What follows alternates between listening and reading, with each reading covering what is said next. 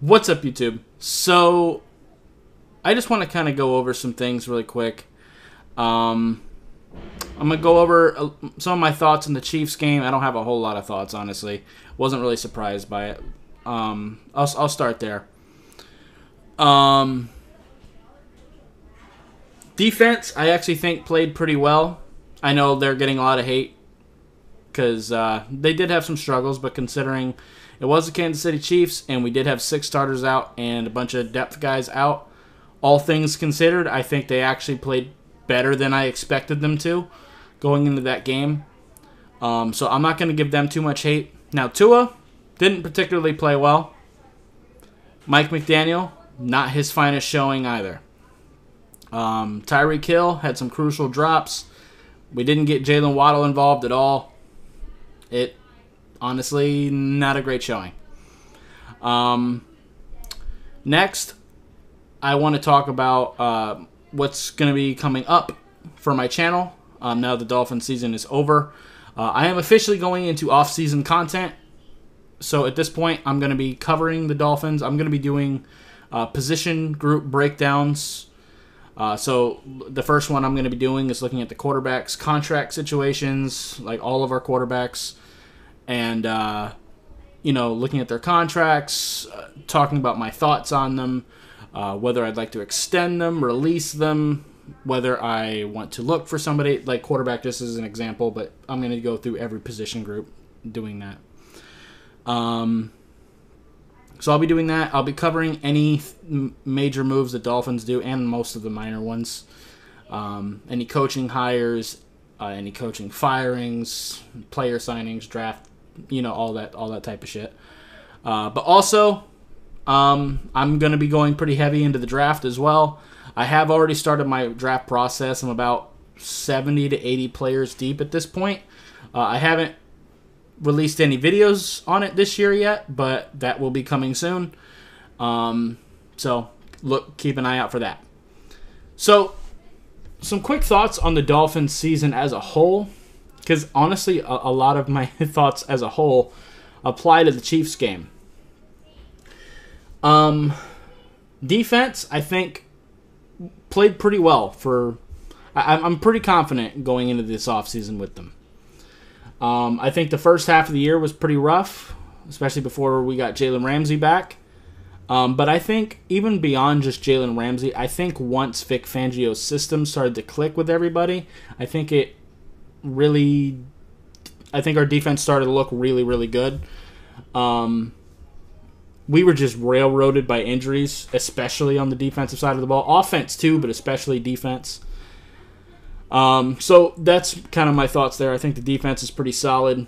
I will go into more detail with like who I would like to move on from and stuff like that when I go into the position group videos and stuff like that. But overall, I think they played pretty well. Mike McDaniel, I think there's a lot of work that needs to be done in his regard. Definitely not trying to move on from him. I think he's a super smart coach. And I think if you fire him, later down the line, he's going to get hired by somebody else and be an amazing coach. And I'd rather get through the growing pains with him. Honestly, that's just kind of my thoughts. But there are some concerns, and it's the same concerns I had with him after last season. We started the season off very hot. But once defenses started to kind of figure us out, we were kind of slow to counter their counters and adapt.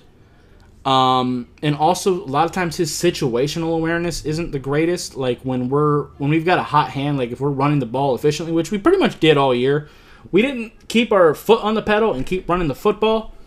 Like those types of things. And then like on like 3rd and 1, 4th and 1, those types of situations, instead of, because if you're in like a 3rd and short, 4th and short, the two things you either want to do are either run the football to try to get the first down or play action and make it look like you're going to run the football and throw it deep because you're betting on the idea that they're going to be loading the box.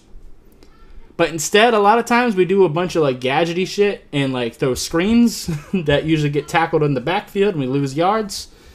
So that's something that I would like to work out a little bit. Now, I'm not saying never throw screens, obviously. We have a bunch of yak guys. I think you'd be stupid to not use screens in your offense. And that really also helps derail some of the aggression out of a defense. And it kind of helps with pass protection. So I'm not saying don't ever do screens. But don't do it on 3rd and short, 4th and short. Like, that's just stupid to me. Especially at the high rate that we do it. So that's the thing. And overall, like I said, just his situational awareness, his game management skills, I think, do need a lot of work. And I think when we get behind, I think our offense kind of panics. And he also has a over-dependency on Tyreek Hill. Like, he's an amazing player, and I don't necessarily buy into the narrative that they were trying that hard to get him 2,000 yards. I know that was his personal goal, but I don't think that was it. I just think they were over-prioritizing Tyreek Hill, and he is an amazing player. But we also have Jalen Waddle. We also have, Durham Smythe, Braxton Berrios, Cedric Wilson. Like, we got other guys, and when you get those other guys involved, it actually helps Tyreek Hill, because it pulls some pressure off of him. So, it is what it is. Those types of things I want to see him work on. Tua, as a whole, sorry about the background noise. Kids are off tomorrow for Martin Luther King Day. I'm recording this as of Sunday, so that is what it is. But overall, I think Tua's first half of the year, obviously very good, but just like last year, he kind of fell apart at the end. Him and Mike McDaniel kind of fell apart together 2 years in a row. I think Tua and Mike McDaniel kind of have a tendency to panic when the pressure is most on. Like, early in the season, I was feeling confident if we had to make a comeback. I felt pretty confident in that, but later down the stretch, when the games matter more, it's a little bit more dicey. And I'll talk about this more in depth when I go into the individual, position groups.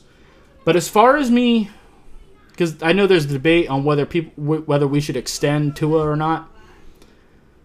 I don't think we should extend him. But I'm also not quite on the train of cutting him either, because it feels like most of the Dolphins fandom is in one camp or the other, where they're either trying to cut him and just get a new quarterback or trade him or whatever, or the other half is, trying to extend him to a massive deal. I'm not trying to do either one. Before this season, we picked up his 5th-year option, so we do have him signed for 2024. I want to play him on that. This year, I wanted to see if he could stay healthy, and I wanted to say if he could stay playing consistent all year. He did the first thing. He stayed healthy, which is great. But he did not play well consistently all year. Now, a couple bad games, that's to be understood. That happens. He's human. But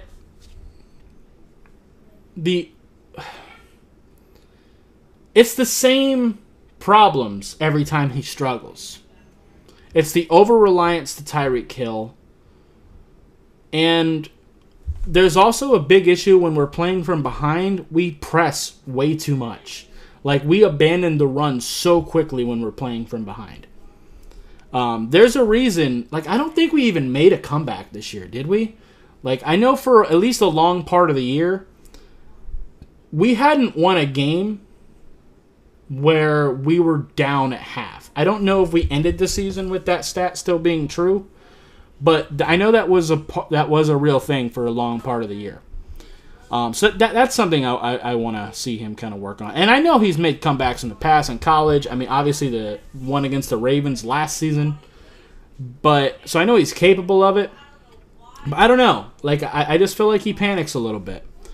Those are the things I want to see him kind of work on.